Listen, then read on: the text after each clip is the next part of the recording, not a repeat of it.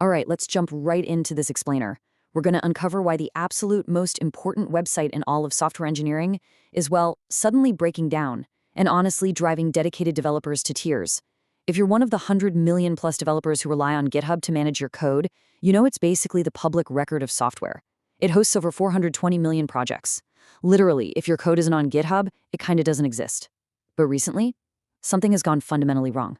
We really need to dive in and understand exactly what is happening to the platform we all rely on.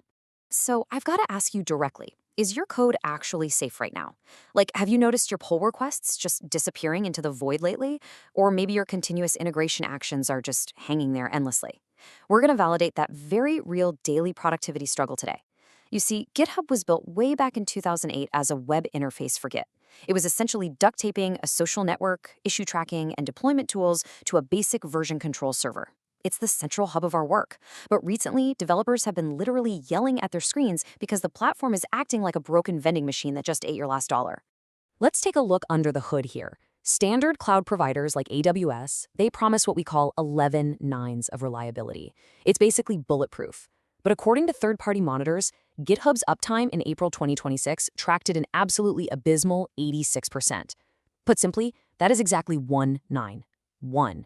Now, sure, officially, GitHub's own status page might claim well above 99% uptime, but the reality on the ground and those massive blocks to your daily productivity, yeah, they tell a very, very different story. Section 1. The crime scene. A week of catastrophes. This disaster really built up day by day. We are not just talking about slow loading times here, we're talking about catastrophic failure.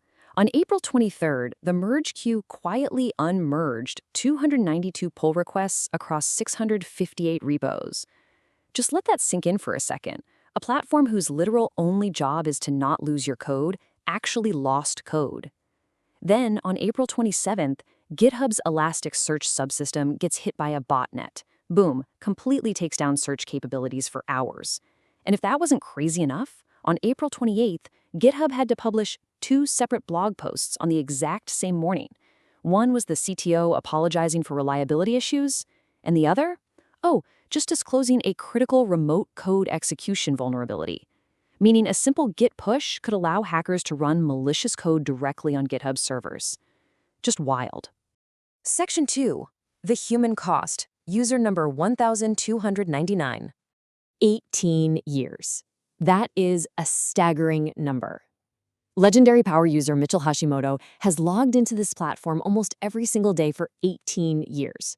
He joined way back in 2008 as user number 1299. His company, HashiCorp, went public, making him incredibly wealthy. Yet out of pure passion, he still bangs out code daily. This gives him deep, absolutely unparalleled credibility. He isn't a casual user, he's kind of the ultimate developer. But then, on April 28th, he did the unthinkable and announced his sudden departure.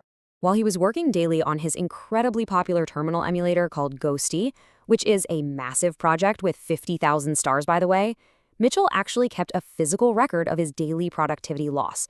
He kept a journal for a month, putting a big X down every single time a GitHub server outage blocked him from doing his work. And as he noted, almost every single day got an X by the end. It's just a devastating visualization of exactly how badly human developers were being bottlenecked by the platform. He wrote what was essentially a breakup letter to the platform, noting he was literally crying as he did it. His core frustration was simple, but so devastating. He said, "I want to ship software, and it doesn't want me to ship software."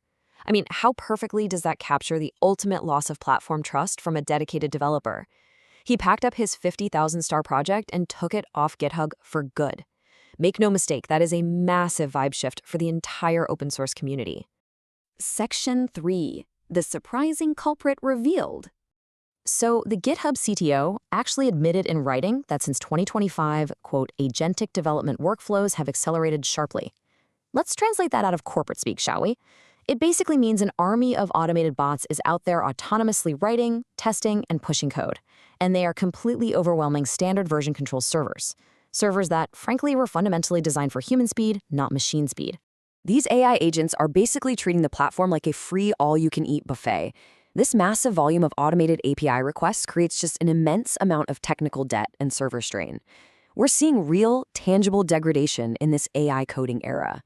We are essentially watching human developers get squeezed out of their own platform, simply because standard servers cannot handle the sheer brute force of these automated agents just endlessly hammering the infrastructure.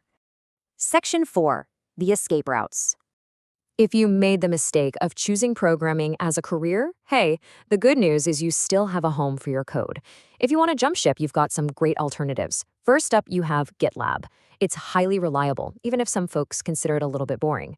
Then there's Codeberg. This is a German nonprofit offering a community-focused model where corporate AI agendas don't dictate the infrastructure.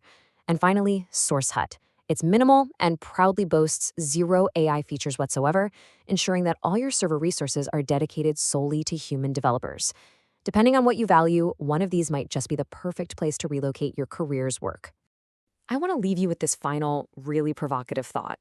You have roughly 80,000 hours in your career. That's 40 hours a week, 50 weeks a year for 40 years. Where you dedicate your time and where you host your life's work matters immensely. So we really have to ask ourselves, are we building tools for developers, or are we just creating hosting spaces for our AI replacements?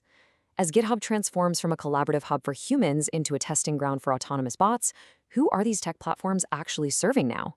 It's a crucial question to ponder as we navigate this massive shift.